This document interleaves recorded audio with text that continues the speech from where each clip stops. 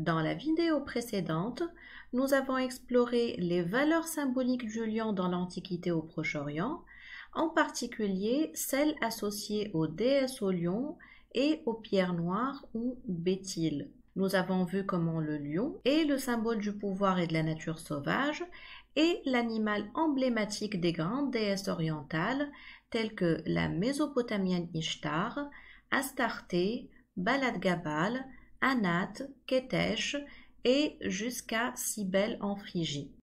Et l'apparition d'un lion à une personne près d'une montagne est un signe divin, surtout lorsque ce lion est associé à la chute d'une pierre sacrée du ciel, qui est l'objet sacré ultime de la déesse. Cette pierre tombe du ciel près d'une montagne, et le lion guide la personne choisie vers la pierre, qu'il trouve gravée de signes divins et prophétiques. Nous avons évoqué dans ce sens deux textes très similaires. Le premier texte s'inscrit dans la tradition de la déesse au lion du Proche-Orient, datant de la fin du 5e siècle, extrait de La vie d'Isidore, un ouvrage du philosophe néoplatonicien Damascus le Diadoque, et dans lequel un certain Eusèbe, habitant de la ville syrienne d'Émès, a vu la pierre sacrée tomber du ciel près de la montagne sacrée du Liban, et un lion géant a servi de guide à Eusèbe pour lui indiquer l'emplacement de la pierre. La pierre récupérée par Eusèbe portait des inscriptions divines qu'il utilisait désormais pour réaliser des prophéties et des oracles. Et le deuxième document évoqué dans la précédente vidéo provient de la tradition islamique relatée par Ka'b al-Ahbar dans la biographie du prophète rédigée par Noureddin al-Halabi au XIe siècle. Et dans ce texte, une météorite tombe également du ciel sur une montagne avec des bêtes sauvages servant de guides et de messagers divins pour indiquer aux hommes l'endroit où la pierre est tombée. Ils trouvent une pierre sacrée inscrite de caractères divins et les inscriptions sur la pierre sont cette fois-ci signées d'Allah et ont une nature prophétique annonçant l'arrivée de Mahomet et l'imminence de la fin des temps. Nous avons conclu que cela montre la continuité des mythes du Proche-Orient entre la période polythéiste païenne et la période islamique. L'islam a repris les mêmes mythes, symboles et croyances concernant la déesse pierre noire du Proche-Orient avec sa pierre sacrée et son lion messager divin et les a adaptés aux dieux de l'islam. Aujourd'hui, nous nous penchons sur un autre texte qui vient encore renforcer ces théories et établir un lien direct entre la déesse pierre noire du Proche-Orient et la pierre noire de l'islam. Il s'agit d'un document qui relate une biographie alternative de Mahomet, à qui apparaît un lion qui parle dans une montagne et qui le guide vers une pierre noire sacrée portant des inscriptions prophétiques. Le texte est un récit chinois présent dans l'ancienne histoire des Tang, une histoire officielle compilée peu après l'effondrement de la dynastie des Tang au Xe siècle entre 941 et 945 et qui a été officiellement parrainée par les autorités chinoises. Elle offre des informations précises sur l'affaire de l'Empire chinois et le livre volumineux résume l'histoire de la dynastie des Tang qui a régné entre 618 et 907 en se basant sur les archives officielles chinoises qui couvrent 3 siècles de règne. L'histoire des Tang contient des enregistrements détaillés des visites officielles, des affaires diplomatiques et des guerres, notés avec des dates précises, ce qui rend le livre assez fiable. Et dans la section des royaumes étrangers, on trouve un texte décrivant une visite diplomatique des premiers musulmans, appelée Tashi dans le texte chinois, constituant l'une des plus anciennes mentions écrites sur les musulmans.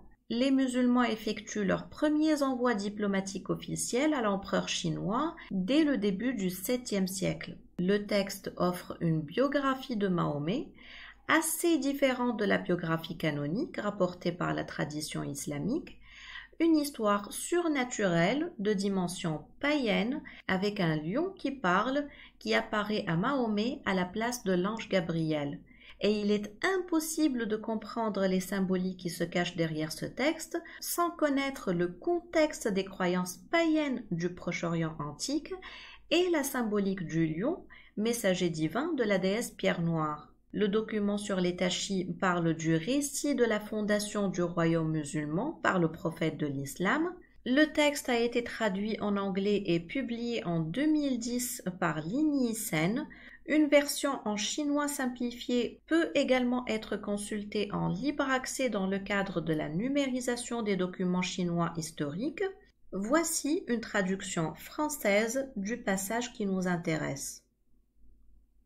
Ayant vécu auparavant dans la partie ouest de l'Empire perse, pendant la période Taïe, entre 605 et 618, les Tachis, qui sont les musulmans, ont relaté l'histoire d'un Persan qui faisait paître ses chameaux à la montagne de Joufenmodina. Un lion est apparu soudain devant lui et lui a dit « À l'ouest de la montagne, il y a 3 cavernes cachant de nombreuses armes, prends-les. Tu trouveras aussi une pierre noire avec des inscriptions blanches dessus, lis-les et tu seras roi. » Le Perse a suivi les instructions et a en effet trouvé des armes et une pierre noire sur laquelle l'inscription l'a encouragé à se rebeller. Il a ensuite assemblé des fugitifs, traversé l'eau de Hengé et pillé les marchands caravaniers tout en augmentant ses partisans. Il a occupé la partie occidentale de la Perse en tant que région séparatiste et s'est réclamé lui-même roi. Possi, qui est la Perse, et Fouline, qui est Byzance, ont lancé des expéditions punitives contre lui, mais ont tous deux été vaincus. Plus tard, au cours de la 2e année de Yonggui, en 651, les Tachis ont commencé à envoyer des émissaires pour nous rendre hommage, c'est-à-dire les Chinois. Le roi Mimomoni a lui-même donné l'ordre à ses envoyés environ 34 ans après l'établissement du royaume. Durant ce temps, la couronne avait été transmise à 3 rois successifs.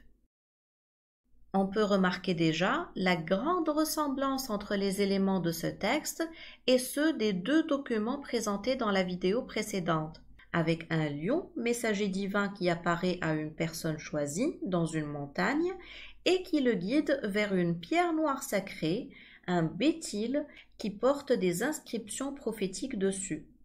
Dans ce récit, la pierre noire ne tombe pas du ciel, mais elle est tout de même apportée de manière miraculeuse par le lion, messager divin, qui lui apparaît dans la montagne. Et cette pierre porte toujours des inscriptions prophétiques inscrites dessus. Et la personne choisie dans ce texte à qui apparaît le lion est le prophète Mahomet. L'expression « les Tachis ont relaté l'histoire d'eux » dans le texte indique que cette chronique chinoise repose directement sur les informations fournies par les émissaires diplomatiques musulmans venus en visite à la cour chinoise. Cela revêt une grande importance car cela signifie qu'il ne s'agit pas ici d'une interprétation extérieure de l'islam, mais bien de la biographie du prophète Mahomet telle que les musulmans eux-mêmes la concevaient en 651 lors de leur rencontre avec l'empereur de Chine sous la dynastie des Tang. Le document nous informe que les musulmans ont effectué des visites diplomatiques en Chine dès l'année 651, ce qui correspond à la période pré-omeyyade durant le règne de Othman ibn Affan, le 3e calife après la mort du prophète. Et effectivement, le texte chinois nous dit que durant leur première visite, la couronne avait été transmise à 3 rois successifs dans ce royaume Tachi. C'est une concordance entre les textes qui confirme que les informations des 2 sources islamiques et chinoises reposent sur les mêmes événements transmis par les diplomates du royaume arabe à la cour chinoise au cours des premières décennies de l'histoire musulmane. Après, nous pouvons reconnaître que dans le document de l'ancienne histoire des Tang, plusieurs éléments qui résument des épisodes importants de la biographie du prophète de l'islam, tels que relatés dans la tradition musulmane, existent dans le texte. Nous avons le nom de Médine, inscrit en caractère chinois, Mo-di-na. Nous avons la montagne sur laquelle s'est passée la révélation divine, la grotte sacrée de Hira, dans laquelle le prophète se retirait pour méditer et prier, la pierre noire sacrée de l'islam, le prophète berger qui fait paître ses chameaux dans la montagne, qui est un élément important dans la tradition musulmane, l'épopée héroïque du héros prophète qui est parti de rien et qui a guidé son peuple vers la fondation d'un royaume, le recrutement d'armées de fugitifs, qui sont les saraliks dans la tradition musulmane, le pillage des caravanes marchandes, l'augmentation progressive des partisans, jusqu'à la gloire sur les armées de la Perse et Byzance, tout cela, ce sont des éléments de la vie du prophète Mahomet qui sont bel et bien présents dans sa biographie canonique. Il ne fait aucun doute que ce document fait explicitement référence au prophète de l'islam. Cependant, le texte pose plusieurs problèmes en raison de divergences notables avec le récit officiel de la tradition musulmane sur la vie du prophète à plusieurs égards. Le texte donne une dimension païenne à l'histoire du prophète, avec l'intervention d'un lion qui parle en tant que messager divin, ce qui fait écho au récit antique du Proche-Orient, avec l'apparition d'un lion associé à un bétil ou une pierre sacrée, comme les documents évoqués dans la vidéo précédente. Dans ce texte, Mahomet n'apparaît pas comme un prophète recevant une révélation divine transmise par l'ange Gabriel, mais plutôt comme un leader politique investi d'une prophétie le destinant à devenir roi. Cette prophétie s'inscrit dans un cadre païen où le messager de l'oracle est un lion qui parle et où l'objet central est une pierre noire gravée de signes et d'un message divin, ce qui rappelle les bétils païens évoqués entre autres dans la vie d'Isidore et qui trouve résonance dans le récit rapporté par Ka'b al-Ahbar dans la biographie du prophète du XIe siècle. Or, comme on l'a déjà vu, il n'y a qu'une seule divinité au Proche-Orient qui est associée de manière constante d'un côté à un lion comme animal symbolique qui est son guide et son messager divin, et en même temps associée à une pierre noire sacrée gravée de caractère prophétique.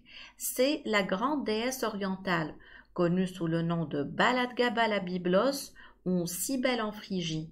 L'épisode du prophète avec l'apparition d'un lion qui parle sur une montagne et une pierre noire gravée de caractère prophétique s'inscrit indéniablement dans la tradition religieuse ancienne de la déesse pierre noire du Proche-Orient. Selon le document de l'ancienne histoire des Tang, les inscriptions gravées sur cette pierre noire que découvre le prophète ne transmettent pas des messages religieux prônant la foi et prêchant la bonne parole, comme le message apporté par l'ange Gabriel dans la biographie officielle, et comme il serait attendu d'un prophète de type abrahamique, mais ces inscriptions décrivent plutôt un plan d'insurrection dirigé contre l'Empire perse. La dimension du texte est ainsi beaucoup plus politique et militaire que religieuse. De plus, la pierre sacrée est accompagnée d'un stock d'armes dissimulées dans les grottes de la montagne de Médine et apportées par le lion, en même temps que la pierre noire, et qui sont destinées à soutenir Mahomet dans son projet séparatiste contre l'Empire perse. Le texte, bien qu'ayant une tonalité mystique, suggère que le projet de Mahomet est principalement politique plutôt que religieux. Le prophète de l'islam apparaît dans ce récit comme un rebelle ayant reçu une prophétie le destinant à devenir roi, s'il arrive à tenir tête contre les Sassanides. Cette prophétie l'a incité à former une armée dans le but de libérer son peuple de la domination perse et d'établir un nouvel État séparatiste aux frontières ouest de l'Empire sassanide, c'est-à-dire précisément au Proche-Orient. la biographie du prophète telle que présentée dans la tradition musulmane met effectivement en avant une forte dimension politique et militaire de la personne du prophète, mais le texte chinois attribue également une dimension politique à la pierre noire, aux grottes de la montagne et à des symboliques qui sont purement religieuses dans la biographie canonique. Contrairement à la tradition musulmane, qui évoque l'apparition de l'ange Gabriel à Mahomet dans la grotte de Hira, sur la montagne de Médine, le document chinois relate l'apparition d'un lion qui parle. Ce lion sacré, agissant comme messager divin au lieu de l'ange Gabriel, révèle à Mahomet un plan politique de rébellion et lui fournit les armes nécessaires à ce plan, cachées dans les grottes des montagnes. Une autre divergence majeure avec le récit de la tradition musulmane réside dans la géographie politique des événements. Selon la tradition islamique, le prophète Mahomet serait apparu dans une ville du désert, la Mecque, isolée de toute domination ou influence étrangère et sans aucun lien direct avec les grandes puissances de l'époque, les empires perses et byzantins, qui se faisaient pourtant la guerre précisément sur le territoire du Moyen-Orient. La biographie canonique du prophète nous présente donc un mythe fondateur où les origines du royaume arabe sont enracinées dans une oasis du désert, une terre indépendante, éloignée des dynamiques politiques et culturelles du monde extérieur. Il s'agit d'une narration qui valorise la pureté des origines, mettant en avant des Arabes unifiés dans le désert, qui se seraient levés sous la bannière de l'islam, sans aucune influence étrangère, pour conquérir et dominer le monde. En revanche, le document chinois de l'ancienne histoire des Tang situe le récit au cœur des événements politiques et militaires du Moyen-Orient du 7e siècle, dévasté par les guerres entre les Perses et les Byzantins. Il décrit les Arabes sous la domination perse, cherchant à échapper à leur statut de vassaux et recevant l'aide miraculeuse d'un oracle et d'un lion qui parle, et guidés par un chef politique et militaire qui les a menés à la victoire.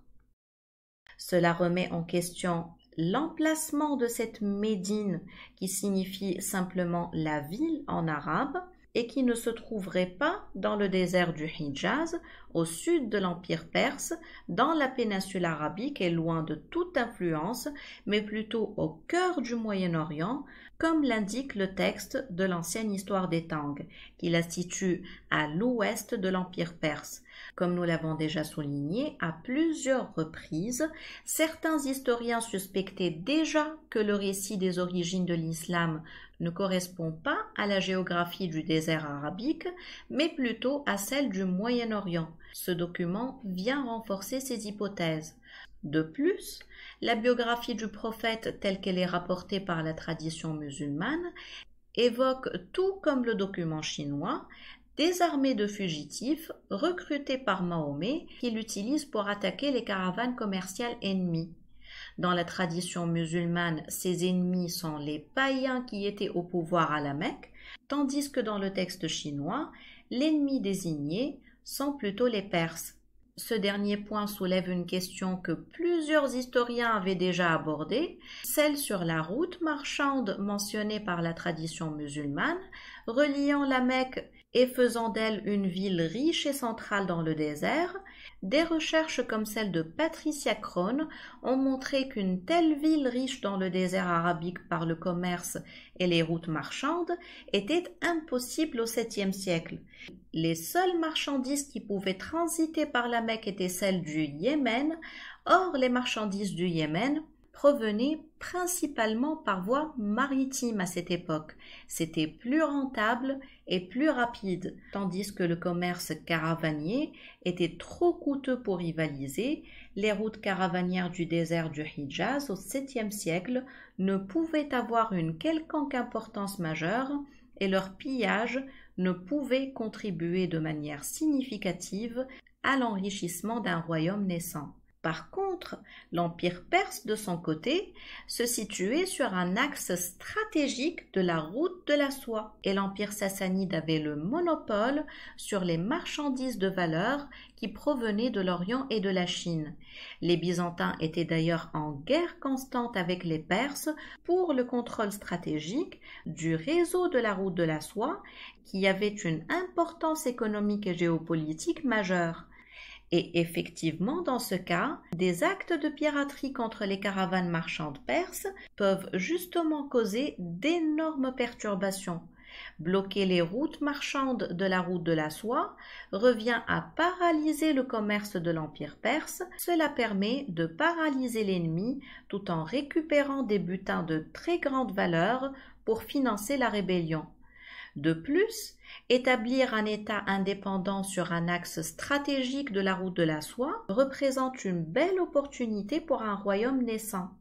Et cela ne va pas forcément plaire ni aux Perses ni aux Byzantins, ce qui explique les expéditions punitives des deux empires mentionnés dans le texte chinois, mais effectivement, les deux empires s'étaient déjà affaiblis mutuellement dans une guerre d'usure, ce qui les a rendus incapables de mettre à mal les envies séparatistes naissantes du Moyen-Orient. Ainsi, le texte chinois fournit un contexte historique concret et pertinent à l'origine du royaume musulman. Les éléments jusqu'alors difficilement crédibles relatés par la tradition musulmane concernant les exploits militaires d'un Mahomet dans le désert prennent soudainement tout leur sens lorsqu'ils sont replacés dans le cadre politique et militaire d'une rébellion arabe contre les Perses, telle que racontée par le texte chinois. La route marchande importante et source de richesse dont nous parle la tradition musulmane prend également tout son sens s'il s'agit de la route de la soie. Et l'histoire militaire de Mahomet liée à la création d'un royaume se comprend beaucoup mieux dans le contexte des Arabes du Moyen-Orient, dévastés par les guerres incessantes entre les Perses et les Byzantins sur leur propre territoire et qui ont décidé qu'ils en avaient assez et qui ont aspiré à leur indépendance. De plus, pour mener à bien des pillages organisés, se retirer stratégiquement, accumuler des richesses tout en affaiblissant l'économie et l'armée perse, avant de proclamer l'indépendance d'un territoire, il faut bien plus que des Bédouins venus du désert. Cela nécessite aussi, en particulier, des armes, un problème auquel le texte chinois apporte une réponse, puisqu'il nous parle d'un stock d'armes dissimulé dans les montagnes, destiné à servir à la rébellion, contrairement à la tradition musulmane qui ne précise pas la provenance des armes et de la technologie de ces Bédouins du désert pour arriver à vaincre les empires les plus puissants de leur époque. Le prophète est défini dans le texte chinois comme étant perse. Le mot chinois exact employé est le terme Hu, qui est surtout un terme utilisé pour désigner les barbares. Il s'agit ainsi d'un peuple non perse soumis à l'empire sassanide, et cela peut effectivement correspondre aux Arabes larmides par exemple, situés à l'ouest des Perses et qui leur étaient soumis comme vassaux, alors que les Rassanides étaient plutôt les vassaux des Byzantins, ce qui créait des guerres fratricides et sanglantes. Le Mahomet du texte chinois se voit attribuer une destinée royale après une rencontre avec un lion qui parle. Ce lion lui transmet une prophétie accompagnée d'une énigme à résoudre, impliquant le déchiffrement de signes gravés sur une pierre noire cachée dans une grotte où se trouvent également des armes. Si Mahomet parvient à résoudre l'énigme, le lion lui promet la royauté. Ce récit s'inscrit dans l'esprit de l'Antiquité, où de nombreux rois et empereurs se sont appuyés sur des prophéties pour légitimer des rébellions, rallier des alliés, organiser des coups d'État ou se proclamer souverain. Par exemple, Séleucos, fondateur de la dynastie séleucide, a utilisé un oracle pour revendiquer le trône. Et de même, l'empereur romain Septime Sévère, au IIe siècle, a invoqué un oracle chaldéen pour marcher sur Rome et se faire acclamer empereur par ses troupes. Dans l'Antiquité, les oracles avaient un réel impact et pouvaient très bien être utilisés à des fins politiques. C'est pourquoi leur gestion était soumise à un strict contrôle pour éviter les dérapages. L'oracle de Delphes, par exemple, était sous contrôle grec et les livres sibyllins à Rome ne pouvaient être consultés que par les décemvirs et sur ordre du Sénat. Les oracles étaient alors étudiés à huis clos et c'était au Sénat de décider ensuite s'il allait publier ou non le résultat. Les oracles étrangers tels que ceux des Chaldéens étaient d'ailleurs formellement interdits à Rome et ce contrôle visait avant tout à préserver la sécurité car ces derniers étaient fréquemment utilisés pour légitimer des actions politiques ou militaires. Dans le texte de l'ancienne histoire des Tangs, Mahomet se présente comme une personne élue, non pas choisie par Dieu pour transmettre le message divin aux hommes, mais c'est une personne choisie par les dieux pour devenir roi. Il reçoit pour cela l'aide de messagers divins comme le lion qui lui offre des armes et le plan d'insurrection inscrit sur la pierre noire. À l'opposé du contexte païen présenté par le texte chinois, la biographie du prophète dans la tradition musulmane cherche clairement à inscrire Mahomet dans la lignée des religions monothéistes abrahamiques. C'est ainsi que l'ange Gabriel apparaît à Mahomet pour lui donner le Coran dans la grotte de Hira, située dans la montagne où le prophète avait l'habitude de se retirer pour prier et méditer. La reconnaissance du prophète par les religions abrahamiques antérieures revêt une grande importance dans la biographie de Ibn Hisham. Durant son adolescence, c'est un marchand juif qui a reconnu le sceau de la prophétie sur l'épaule de Mahomet, et après la révélation, c'est un chrétien, Waraqa ibn Nawfal, qui a identifié la nature de l'ange Gabriel et qui a reconnu Mahomet en tant que prophète. Ibn Hisham inscrit également Mahomet dans la lignée directe d'Abraham, retraçant son arbre généalogique jusqu'à Adam. Le rôle du lion païen a été remplacé par l'ange Gabriel dans la tradition arabe afin de mieux correspondre aux religions abrahamiques. Cependant, le lion et Gabriel occupent une fonction similaire dans la structure du récit. Ils présentent tous les deux à Mahomet un texte de nature divine et prophétique et le mettent au défi de le lire et le déchiffrer. Le lion dit à Mahomet « Tu trouveras une pierre noire avec des inscriptions blanches dessus, lis-les et tu seras roi. » La pierre noire décrite dans le texte chinois contient des inscriptions blanches à sa surface et connaissant les bétiles de l'Antiquité, ces inscriptions peuvent être de simples lignes naturelles ou des marbrures sur la pierre qui doivent être interprétées comme pour le bétil de Seb dans le récit de la vie d'Isidore qui avait des lignes naturelles couleur vermillon présents à sa surface et que Seb avait reproduit sur un mur pour les déchiffrer à des fins de divination.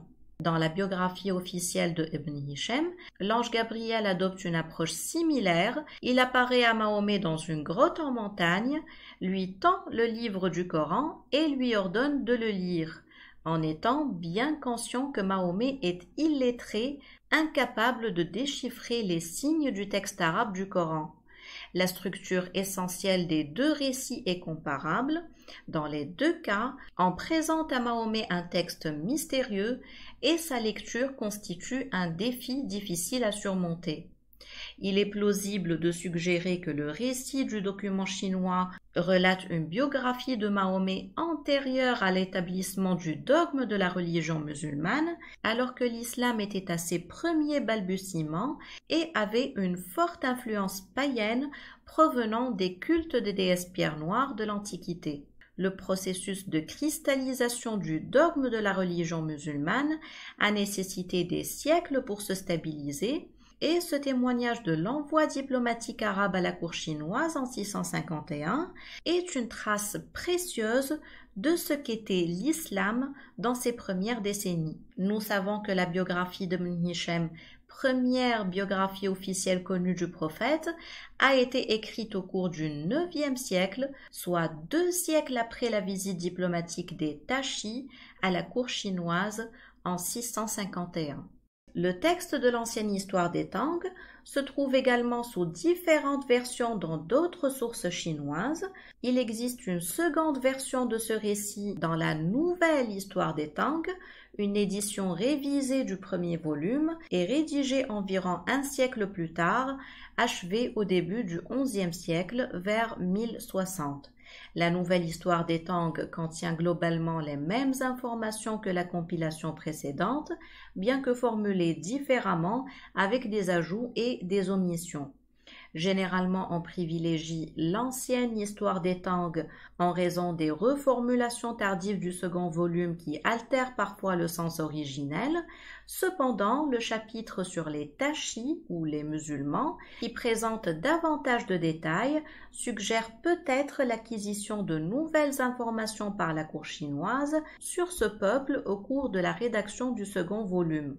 L'histoire du prophète et de la pierre noire est réitérée avec à peu près les mêmes détails, bien que présentant de légères différences. Voici le texte de la nouvelle histoire des Tang. Le lion qui apparaît au prophète est remplacé dans cette version par le mot bête avec le caractère shu en chinois. Il peut s'agir d'une simple question de style, comme nous l'avons vu dans le texte musulman de Ka'b al-Ahbar qui parle de bête plutôt que de lion. Cependant, l'ajout d'une nouvelle phrase nous informe que le prophète a érigé une forteresse à l'ouest du fleuve Henko ou Henke, probablement l'Euphrate, puisqu'on parle d'un fleuve à l'ouest de la Perse. Une autre phrase ajoutée indique que le prophète a pris la pierre noire et la considéra comme précieuse, ce qu'on peut comprendre comme sacré, et avec cette addition, les auteurs de la nouvelle histoire des Tang semblent avoir eu accès à davantage d'informations sur les Tashi ou les Arabes. Le texte confirme désormais que la pierre noire ne se limite pas à être l'élément d'un récit mythique expliquant les origines du royaume arabe, mais que c'est une pierre bien réelle, préservée et considérée comme sacrée par les Arabes. La nouvelle formulation concernant la pierre, stipulant que celui qui la possédera deviendra roi, confère à la pierre noire une valeur particulière, attribuant la royauté à celui qui en est le détenteur. Cette déclaration ne se limite pas à être une simple formulation tardive, elle démontre plutôt une compréhension précise par les rédacteurs de la nouvelle histoire des Tang des croyances du peuple qu'ils décrivent. En effet, les croyances liées au Béthil dans le Proche-Orient antique soutenaient effectivement que posséder une telle pierre sacrée garantissait la victoire tant sur terre que sur mer, selon plusieurs témoignages. Par conséquent, selon le document, après que cette pierre noire a conféré le pouvoir au prophète, celui-ci a décidé d'emporter le Béthil avec lui et l'a traité avec vénération en tant que pierre sacrée. La pierre noire de l'islam était-elle vraiment perçue durant l'islam archaïque comme une pierre magique qui donne le pouvoir à son possesseur? Si cette conception de la pierre noire était effectivement présente parmi les premiers musulmans, cela pourrait fournir une explication aux nombreux épisodes de l'histoire islamique où des prétendants au califat tentent effectivement de voler la pierre noire de la Kaaba ou même un fragment de celle-ci. Durant un épisode célèbre de l'histoire islamique, les Karmates, par exemple, qui avaient établi un État séparatiste ismaélite au Bahreïn au Xe siècle, avaient volé la pierre noire de la Mecque et l'ont gardée chez eux durant 20 ans, causant l'arrêt des rites du pèlerinage tout au long de cette période, jusqu'à ce que la pierre soit restituée sous la pression des Fatimides. La tradition musulmane reste complètement muette quant aux raisons derrière le vol de la pierre noire, se concentrant plutôt sur l'humiliation de cet événement. Mais si une croyance concernant la pierre noire qui octroie le pouvoir à celui qui la possède existait à l'époque, cela pourrait très bien apporter une explication aux motivations des Karmates qui se présentaient effectivement comme des prétendants au califat islamique. Il reste encore beaucoup de travail à faire sur ces sources chinoises, largement sous-exploitées et dont les traductions commencent tout juste à émerger. Ce que nous avons présenté ici constitue seulement une première incursion dans le sujet des sources chinoises sur l'islam primitif, avec une tentative d'interprétation du thème du lion, du prophète et de la pierre noire. Cependant, de nombreuses découvertes restent encore à faire dans ces documents. Je suis persuadée que le travail que j'ai fait n'est qu'une petite brèche ouverte dans la lecture de ces sources anciennes. Il y a aussi les nombreuses biographies alternatives du prophète Mahomet qui circulaient encore au cours des premiers siècles de l'islam. On a déjà évoqué la biographie de saint Euloge de Cordoue, par exemple, qui mentionne un ange Gabriel qui apparaît sous la forme d'un faucon. Dans le texte chinois, c'est plutôt un lion doté de paroles qui apparaît à Mahomet à la place de Gabriel. Ces variations suggèrent qu'au premier siècle de l'islam, l'histoire de Mahomet n'avait pas été encore fixée dans une version définitive. La cristallisation de la biographie canonique a nécessité plusieurs siècles pour aboutir au récit aujourd'hui reconnu dans la tradition musulmane et qui n'a rien à voir avec les premières versions. Dans l'épisode prochain, on va finalement s'intéresser à cette pierre noire, sa nature divine, ses mythes, les croyances qui lui sont associées dans l'Antiquité, ses pouvoirs, ses manifestations, comment elle était vénérée, les différents types de bétyl, leurs couleurs, leurs symboles, et tout cela, bien évidemment, en comparaison avec la pierre noire de l'islam. Entre-temps, je rappelle que ces vidéos sont inspirées de mon livre « La pierre noire du paganisme à l'islam ». J'en profite pour partager avec vous quelques nouvelles en ce début d'année. Tout d'abord, la chaîne a atteint 5000 abonnés en quelques mois. C'est incroyable et je m'y attendais absolument pas. Donc merci beaucoup de votre soutien. Deuxième bonne nouvelle, mon livre est maintenant disponible en anglais. The Black Stone from Paganism to Islam. Les liens sont dans la description. Maintenant, si vous voulez recommander le livre à une personne non francophone, vous savez que la version anglaise existe. Je sais que la version en arabe aussi est attendue par mes abonnés arabophones. Ça va prendre un peu de temps, mais ça arrive, ne vous inquiétez pas. J'en profite aussi pour remercier Julien Rivière, qui est dessinateur, pour ce magnifique dessin de la déesse Ishtar avec des triangles de Penrose dans les mains, qui m'a envoyé sur mon compte Tipeee, parce que oui, j'ai une page Tipeee. J'en fais jamais la promotion parce que c'est pas le but, mais les plus curieux arrivent parfois à la retrouver et je reçois occasionnellement des tips avec des messages qui font franchement très plaisir. Voilà pour ce qui est des nouvelles. Je vous souhaite une très bonne année 2025 à tous. Merci d'avoir regardé cette vidéo et à bientôt.